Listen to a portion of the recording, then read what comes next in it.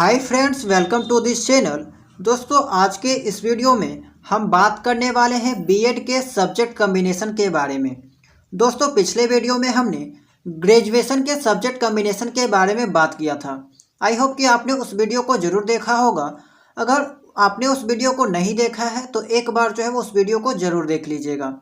दोस्तों, आज के इस वीडियो में हम बेसिकली झारखंड स्टेट के बीएड के सब्जेक्ट कम्बिनेशन के बारे में बात करेंगे। और इस वीडियो में हम बीए के, बीएससी के, बीकॉम के और इसके अलावा बीसीए और बीटेक इन सभी स्ट्रीम के सब्जेक्ट कम्बिनेशन के बारे में बात करेंगे। तो इस वीडियो को शुरू से लास्ट तक जो है वो ज़रूर देखिएगा। आपके लिए बहुत ही बेनिफिशियल ये वीडियो जो है वो होने वाला है। तो दोस्तों, सबसे पहले हम आपको बता दें कि बीएड में आपका जनरली जो है वो दो सब्जेक्ट होता है। एक होता है कॉमन सब्जेक्ट और दूसरा जो है वो आपका होता है टीचिंग सब्जेक्ट। हम आपको बता दें कि कॉमन सब्जेक्ट के अंतर्गत वे सब्जेक्ट आते हैं जो सभी स्टूडेंट को पढ़ना होता है, चाहे वो आपका बीए स्ट्रीम से रहा हो, चाहे बीएससी के स्ट्रीम से रहा हो, चाहे आपका बीकॉम के स्ट्रीम से रहा हो, चाहे बीसीए के स्ट्रीम से रहा हो या फिर आपका बीटेक के स्ट्रीम से रहा हो। किसी भी स्ट्रीम से रहा हो, कॉमन सब्जेक्ट के अंतर्गत वे सब्जेक्ट आएंगे जो सभी स्टूडेंट को जो है वो एक समान पढ़ना होगा। दोस्तों, अब हम लोग बात करते हैं टीचिंग सब्जेक्ट के बारे में। दोस्तों, टीचिंग सब्जेक्ट को पेडागोजी सब्जेक्ट भी कहा जाता है। टीचिंग सब्जेक्ट वो सब्जेक्ट होता है जिनके आप टीचर बनना चाहते हैं। जिस सब्जेक्ट को आप जो है वो टीचर बन के पढ़ाना चाहते हैं, उन्हीं सब्जेक्ट को हम जो है वो टीचिंग सब्जेक्ट कहते हैं। देखिए, टीचिंग सब्जेक्ट जो होता है वो प्रत्येक स्ट्रीम के लिए अलग होता है। ठीक है, बीए स्ट्रीम के लिए टीचिंग सब्जेक्ट अलग होता है, बीएससी के लिए अलग होता है, बीकॉम के लिए अलग होता है, बीसीए स्ट्रीम के लिए भी अलग होता है तथा बीटेक स्ट्रीम के लिए भी जो है वो अलग होता है। तो आगे जो है वो हम लोग सभी स्ट्रीम के बारे में डिटेल से बात करेंगे। ठीक है, तो दोस्तों, सबसे पहले हम लोग देखते हैं कि कॉमन सब्जेक्ट के अंतर्गत कौन कौन से सब्जेक्ट आते हैं। देखिए, कॉमन सब्जेक्ट के अंतर्गत जो है वो जैसे कि आ गया चाइल्डहुड एंड ग्रोइंग अप, दूसरा है कंटेम्प्रेरी इंडिया एंड एजुकेशन, तीसरा है लैंग्वेज अक्रॉस द करिकुलम और चौथा है अंडरस्टैंडिंग डिसिप्लिन एंड सब्जेक्ट। तो इसी तरह बहुत सारे सब्जेक्ट जो है वो कॉमन सब्जेक्ट के अंतर्गत आते हैं। यहाँ पे जितने भी नाम आपको दिख रहे हैं ये तो ओनली आपका सेमेस्टर 1 में हो गया। ठीक है, और यही सब चीज़ें जो है वो आपको बीएड में पढ़ना होता है। दोस्तों, बीएड में जो है वो आपका ऑनर्स के बारे में कुछ भी नहीं पढ़ाया जाता है। यहाँ पे जनरली आप एक अच्छे शिक्षक कैसे बन सकते हो, किस तरह से आप बच्चे को पढ़ा सकते हो, इसी से रिलेटेड बहुत सी चीज़ें यहाँ पे आपको जो है वो पढ़ाया जाएगा। ठीक है, तो इसीलिए यहाँ पे ये सभी जो है वो कॉमन सब्जेक्ट हो गए और ये सब चीज़ें जो है वो आपको सभी स्ट्रीम के स्टूडेंट को पढ़ना होगा। अब दोस्तों, हम लोग बात करते हैं टीचिंग सब्जेक्ट के अंतर्गत कौन कौन से सब्जेक्ट आते हैं।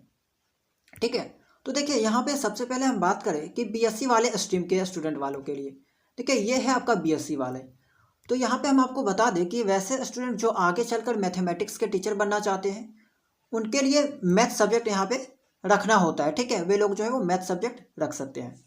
दूसरा है साइंस। वैसे स्टूडेंट जो साइंस के टीचर बनना चाहते हैं तो वे बीएड में कौन कौन से सब्जेक्ट रखेंगे। तो अगर वे फिजिक्स से ग्रेजुएशन किए हैं तो फिजिकल साइंस, और केमिस्ट्री से किए हैं तो भी यहाँ पे आप फिजिकल साइंस को यहाँ पे रखोगे। दूसरा है बायोलॉजी। अगर आप बायोलॉजी के शिक्षक बनना चाहते हो तो आपने ग्रेजुएशन अगर बॉटनी से किया है तो आप यहाँ पे बायोलॉजिकल साइंस रख सकते हो, या फिर आपने जूलॉजी से किया है तो भी आप यहाँ पे बायोलॉजिकल साइंस रख सकते हो। ठीक है, ये डिपेंड करता है स्टूडेंट पे कि वे कौन से सब्जेक्ट के टीचर जो है वो आगे चलकर बनना चाहते हैं। तो ये तो आपका हो गया साइंस के लिए। ठीक है, दूसरा है सोशल स्टडीज। वैसे स्टूडेंट यानी कि बीए ऑनर्स वाले, वैसे स्टूडेंट जो हिस्ट्री के टीचर बनना चाहते हैं वे आपका बीएड में हिस्ट्री सब्जेक्ट रखना है। ठीक है, रख सकते हैं।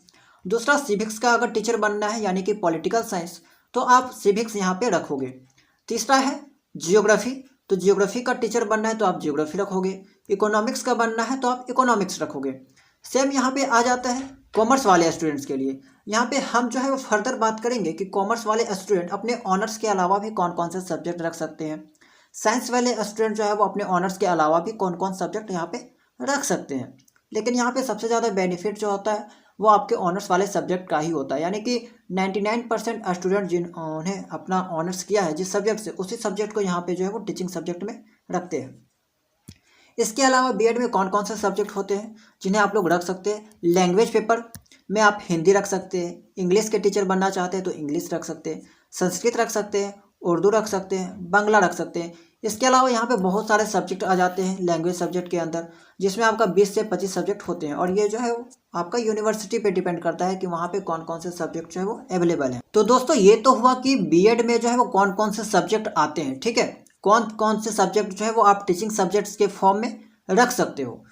अब बात करते हैं कि हम लोग बीए वाले स्टूडेंट्स, ठीक है, बैचलर ऑफ आर्ट्स वाले स्टूडेंट जो है वो कौन कौन से सब्जेक्ट्स के टीचर बन सकते हैं, या फिर कौन कौन से सब्जेक्ट्स को जो है वो पेडागोजी सब्जेक्ट्स के अंतर्गत रख सकते हैं। ठीक है, जैसे कि वे लोग जियोग्राफी रख सकते हैं, history, political science, economics, psychology, home science, physical education, ये सब रख सकते हैं।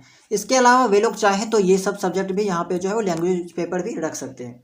लेकिन यहाँ पे हम आपको यही बोलेंगे कि आपने जिस सब्जेक्ट से ग्रेजुएशन कर रखा है उसी सब्जेक्ट को जो है वो यहाँ पे रखिएगा, ठीक है, क्योंकि वो यहाँ पे आगे चलकर जो है वो आसानी होती है। कहीं भी आप प्राइवेट कॉलेज वगैरह में इंटरव्यू देने जाते हो तो वहाँ पे आपको पूछा जा सकता है, अगर आपने सब्जेक्ट को चेंज किया है तो वहाँ पे पूछा जा सकता है कि आपने अपना ग्रेजुएशन किसी दूसरे सब्जेक्ट से किया है, जबकि आप टीचर किसी दूसरे सब्जेक्ट के बन रहे हैं, तो वहाँ पे आपको जवाब ये सब देना भी यहाँ पे कठिनाई हो सकती है। तो इसीलिए मोस्टली जो स्टूडेंट है जिस सब्जेक्ट से अपना ग्रेजुएशन कंप्लीट किए होते हैं वही सब्जेक्ट को यहाँ पे जो है वो टीचिंग सब्जेक्ट के फॉर्म में रखते हैं, और वही वाला यहाँ पे आपको ज़्यादा बेनिफिशियल होने वाला है। अब हम लोग बात करते हैं कि बीएससी वाले स्टूडेंट जो है वो कौन कौन से सब्जेक्ट को टीचिंग सब्जेक्ट के फॉर्म में रख सकते हैं।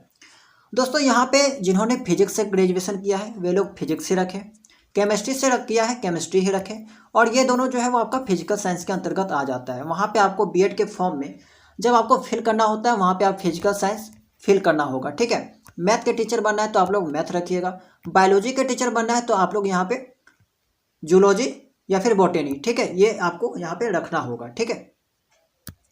चलिए, और यहाँ पे आपको बीएड के फॉर्म में जो है आपको यहाँ पे नेचुरल साइंस या फिर बायोलॉजिकल साइंस जो है वो देखने को मिलेगा, जिसके अंतर्गत आपका ये दोनों सब्जेक्ट आ जाएगा।